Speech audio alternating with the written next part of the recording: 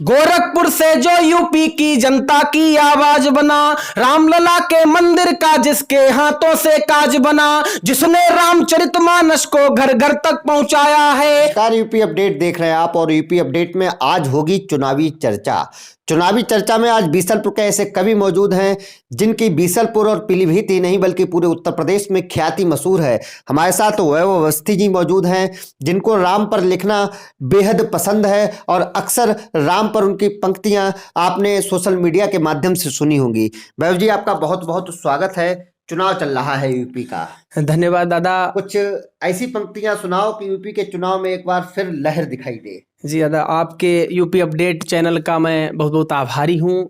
आज इस अवसर पर मुझे आपने आमंत्रित किया और समस्त दर्शकों को मैं सादर प्रणाम करता हूँ। आज जिस परिप्रेक्ष्य में मैं आप सभी के मध्य उपस्थित हूँ वो वर्तमान की राजनीति को देखकर मुझे लगा कि मुझे कहना चाहिए, तब मैं यहाँ आज कहने के लिए उपस्थित हूँ। मैंने एक कविता लिखी है रामद्रोहियों के निमित्त, मैं उस कविता को कहना चाहूँगा। और दादा, बात ये होती है कि जब जिसने कार्य कर दिया उसके लिए कहने में हमें कोई दो राय नहीं है। आज कोई भी करता उस कार्य को तो हम कहते हैं। तो पहले मैं जो मेरा मुक्तक वायरल हुआ था उस मुक्तक को रखने के बाद बात रखता हूँ कि राम के देश में राम का काम हो, राम के देश में राम का काम हो, हर किसी कंठ में राम का नाम हो, हर किसी कंठ में राम का नाम हो।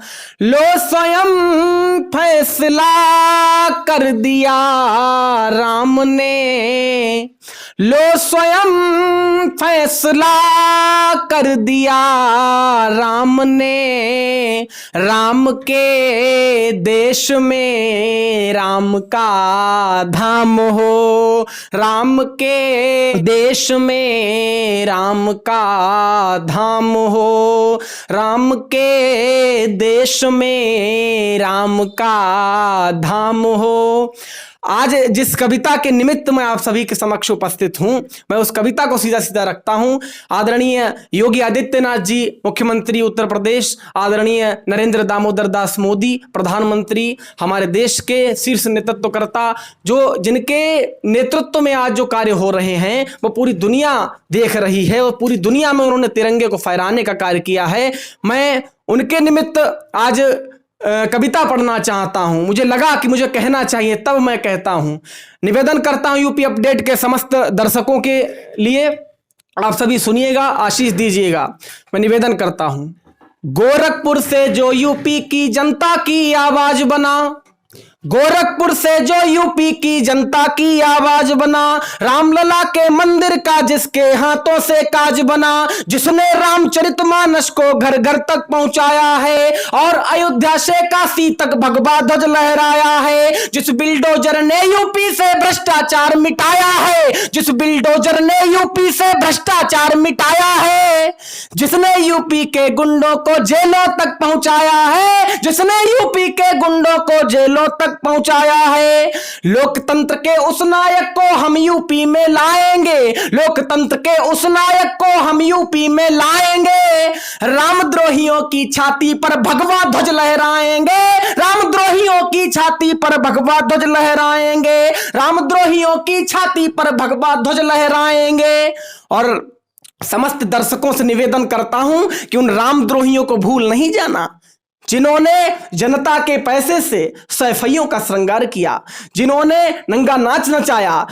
उन रामद्रोहियों को भूल नहीं जाना जो समय समय पर राम को याद किया करते हैं। उन रामद्रोहियों को भूल नहीं जाना जो मुजफ्फरनगर जैसे दंगों को भड़काने का कार्य करते हैं। मैं निवेदन करता हूं, समाजवाद के नाम पर जो वंशवाद की राजनीति का कार्य करते हैं, कि वंशवाद की राजनीति का जिनके घर में धंधा है, वंशवाद की राजनीति का जिनके घर में धंधा है, जिनके दुष्कर्मों से अब तक सिंहासन शर्मिंदा है। वंशवाद की राजनीति का जिनके घर में धंधा है, जिनके दुष्कर्मों से अब तक सिंहासन शर्मिंदा है। जिसने जनता के पैसों से नंगा नाच कराया था, जिन टोटी चोरों ने केवल भ्रष्टाचार बढ़ाया था।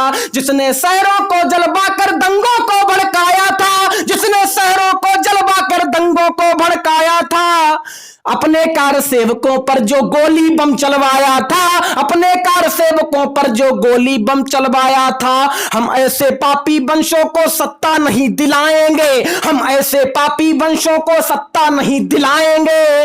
रामद्रोहियों की छाती पर भगवा ध्वज लहराएंगे, रामद्रोहियों की छाती पर भगवा ध्वज लहराएंगे। हम ऐसे पापी वंशों को सत्ता नहीं दिलाएंगे, रामद्रोहियों की छाती पर भगवा ध्वज लहराएंगे। मैं निवेदन करता हूं, जो कार्य किया गया, जो मुद्दा था उसको सुलझाने का कार्य किया, और कहते हैं लोग कि यूपी में काम नहीं हुआ। यूपी में काम हुआ है। आप अगर देखेंगे तो काम हुआ है, आप नहीं देखेंगे तो काम नहीं हुआ है। कोई भी सरकार होती है उसमें कमियां भी होती हैं, अच्छाइयां भी होती हैं। 100% जनता को संतुष्ट करने का कार्य कोई भी सरकार नहीं कर सकती है। मैं निवेदन करता हूं, यूपी में योगी आदित्यनाथ जी वर्तमान में मुख्यमंत्री हैं। मैंने उनकी जो तुलना की एक सूर्य से की है, उस सूर्य के प्रति मैं कुछ पंक्तियां रखता हूं। मैं क्या कहना चाहता हूं दादा?